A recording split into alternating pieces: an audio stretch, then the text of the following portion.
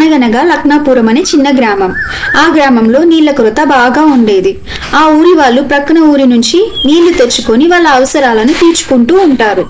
ప్రతిరోజు నీళ్ల బాధలు ఎప్పుడు తీరుతాయా అని ఆ భగవంతుణ్ణి వేడుకుంటారు. అక్కడి ఎండలు కూడా చాలా ఎక్కువే. వర్షం కోసం ఆ ఊరి వాళ్ళు ప్రతిరోజు ఎదురు చూస్తూ ఉంటారు. అలా నీళ్ల కోసం చాలా ఇబ్బంది పడుతూ ఉంటారు. ఆ ఊరిలో రాజమ్మ అనే ఆవిడ వాళ్ళ కొడుకుతో కలిసి నివసిస్తూ ఉండేది. ఇంకా ఎన్ని రోజులు ఈ కష్టాలు? నా మొగుడే నాతో ఉంటే నాకు ఈ కష్టాలు ఉండేవా? దానికి తోడు ఊళ్ళో నీళ్ళ బాధ. ఇంకా ఎప్పుడు నా మీద దయ చూపిస్తావు తండ్రి?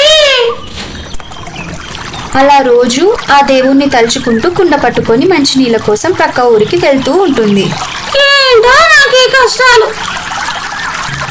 ఎప్పుడు తీరుతాయో ఏమో. కుండలు కుండలు మోసుకుపోతూనే ఉన్నా.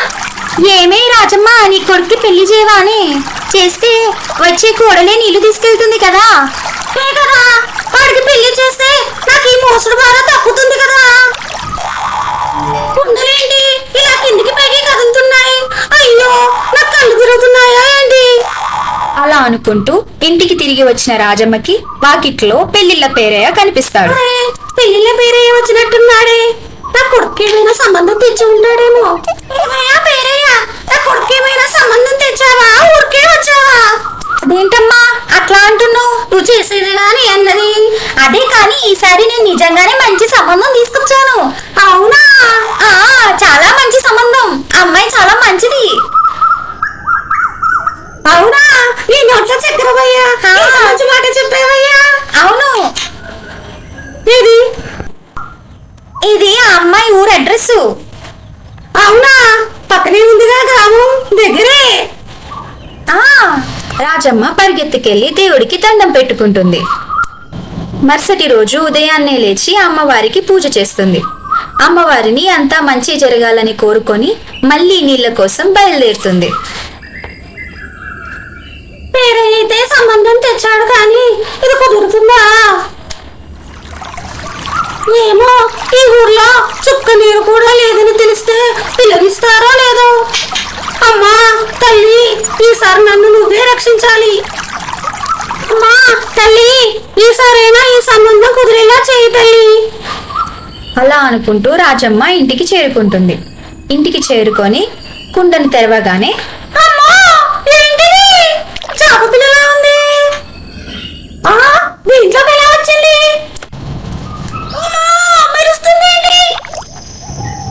ఏదైతే ఏంటి, కోసి కూరడుతా. కోసేస్తాను. రాజమ్మ, నన్ను చంపదు రాజమ్మ. రాజమ్మ, నేను చెప్పేది విను. రాజమ్మ, నేను చెప్పేది విను. నన్ను అమ్మవారే పంపించింది. నీకు సహాయం చేయడానికి వచ్చాను. నన్ను తీసుకెళ్లి మీ ఏకల బావిలో వేసి నేను నీళ్లు తెప్పిస్తాను. రాజమ్మ, నేను చెప్పేది విను. అవునా? సరే, నిన్ను తీసుకెళ్లి ఈ బావిలో వేస్తాను. రాజమ్మ బావిలో వేయగానే నీళ్లు ఊరుకుంటూ బయటికి వస్తాయి. దాన్ని చూసిన రాజమ్మ ఆశ్చర్యంగా ఇలా అంటుంది. అమ్మో, ఇన్ని నీళ్ళే ఇలా వచ్చేస్తున్నాయండి. అమ్మో నీళ్ళు. అమ్మో, ఈ చేప పిల్ల మాయా చేప పిల్లని అనుకున్నట్టుగానే చేసింది. అమ్మా తల్లి, ఇన్ని రోజులు నా మీద దయ చూపావా తల్లి అని మురిసిపోతూ రాజమ్మ తనకిష్టమైన వంటకాలన్నీ చేస్తుంది. అంతలోనే రాజమ్మ కొడుకు పెంటయ్య ఇంటికి వస్తాడు. పెంటయ్య, వచ్చేసావా? సమయానికి వచ్చావులే. రా, నీకు ఇష్టమైన వంటకాలే చేశాను, తిను నాన్న. నీతో ముఖ్యమైన విషయం మాట్లాడాలి. రేపు పొద్దున్నే మనం పిల్లని చూడడానికని వెళ్ళాలి. చక్కగా తయారయ్యావు నాన్న.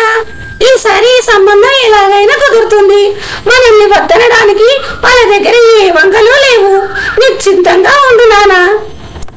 అన్ని ఏర్పాట్లు బాగానే ఉన్నాయి.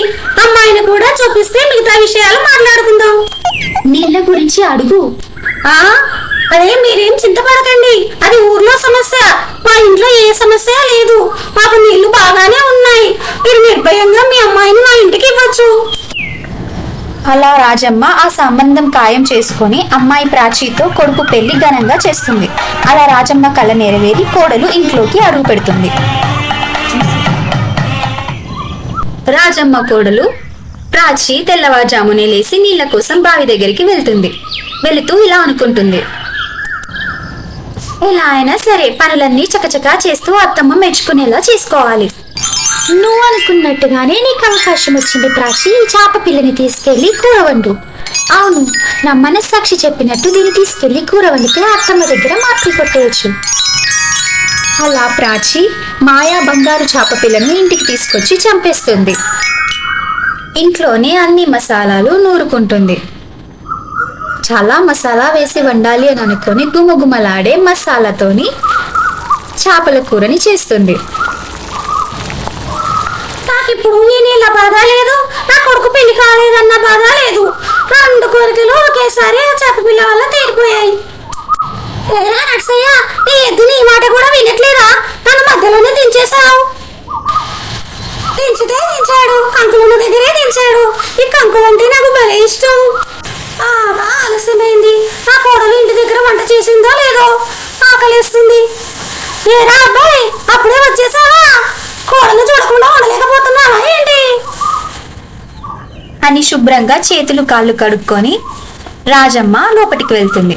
రాజమ్మ తన కొడుకు ఇద్దరు చేసిన వంటకాల్ని చూసి సంబరపడుకుంటూ లొట్టలేసుకుంటూ తింటారు.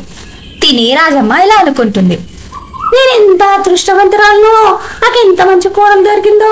కడుపు నిండా హాయిగా తిన్నాను, మంచిగా ఏ చింత లేకుండా పడుకుంటా. అత్తమ్మ అయితే నన్ను ఈరోజు మెచ్చుకుంది, మంచిగా నిద్రపోవాలి. మరుసటి రోజు ఉదయాన్నే రాజమ్మ నీళ్ల కోసం బావి దగ్గరికి వెళ్తుంది. చేప పిల్ల ఏం చేస్తుందో చూడాలి. ఈ రోజు చేప పిల్లతో అన్ని విషయాలు పంచుకోవాలి. నేను ఎంత సంతోషంగా ఉన్నానో చెప్పాలి.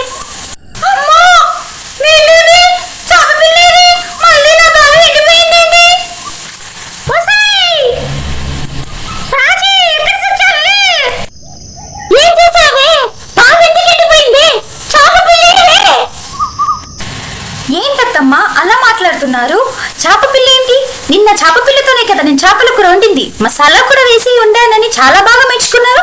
ఇప్పుడేంటి ఇలా మాట్లాడుతున్నారు? ఎందుకు అరుస్తున్నారు?